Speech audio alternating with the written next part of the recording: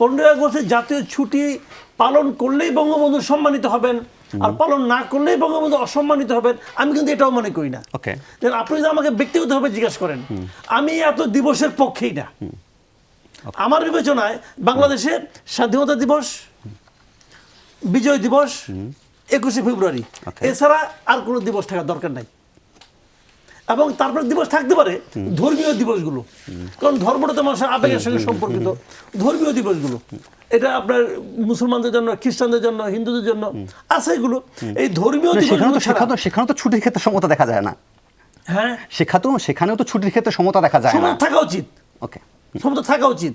আপনি মুসলমান হয়েছেন, আপনি 4 দিন ছুটি কাটাবেন, হিন্দুরা 1 দিন কাটাবে, এ ঠিক না। সমতা থাকা উচিত।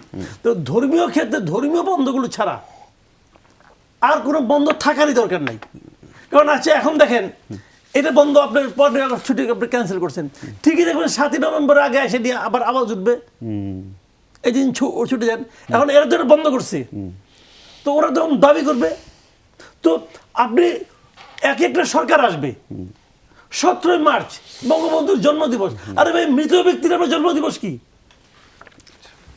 আমি কোন ব্যক্তির মৃত ব্যক্তির জন্মদিবস পালনের পক্ষে না। যদিও একটা দলের যদি তিনি হয়ে থাকেন যে ঠিক আছে প্রথম বা প্রধান ব্র্যান্ড, তাহলে তাকে কেন্দ্র করে কেন একটা রাজনৈতিক দল নানান ধরনের কর্মসূচি সাজাবে না? সে তো রাজনীতি করতে না। আমি দলের কথা বলছি না ভাই, আচ্ছা আমি তো বলছি দেশের কথা, রাষ্ট্রের কথা। ওকে ফাইন, দল তারা করতে পারে, করুক গা, আর কি, ওটা নিয়ে আমার কোনো মাথা ব্যথা নাই। ওকে, কিন্তু রাষ্ট্রের তো আমি তো দল আমি করি না, আমি আওয়ামী লীগ করি না ভাই, আমি বিএনপিও করি না। আমি তাদের নেতাদের জন্ম মৃত্যু বিবাহ কি কি আছে ওগুলো আমি মানি না। তা আমার অধিকার নেই নাগরিক হিসেবে, আমাকে আপনি অনার করবেন না? তো এইটার পক্ষে আমি না। কিন্তু সমস্যাটা কথা জানেন না, বলি সমস্যা হলো ইনটেনশনের। এখন যে কারণে আপনি বাতিল করছেন, দেখেন এটা বাতিল করার জন্য 2 দিন ধরে দাবি উঠতেছিল না, এটা দাবির প্রেক্ষিতে আপনি বাতিল করছেন। আপনি দাবি উঠলেই বাতিল করে দিবেন, আর দাবি না উঠলে বাতিল করবেন না, এটা তো হয় না।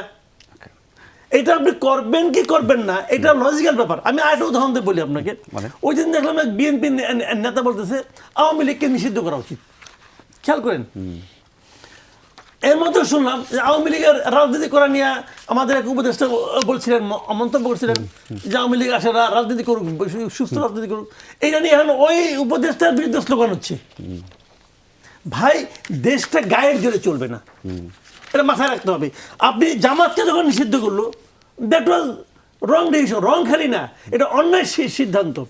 একটা লোক রাজনীতি করবে, তার যে কোনো আদর্শ থাকতে পারে, যদি সেটা রাষ্ট্রদ্রোহিতার পর্যায়ে না পড়ে আপনি তাকে নিষিদ্ধ করতে পারেন না।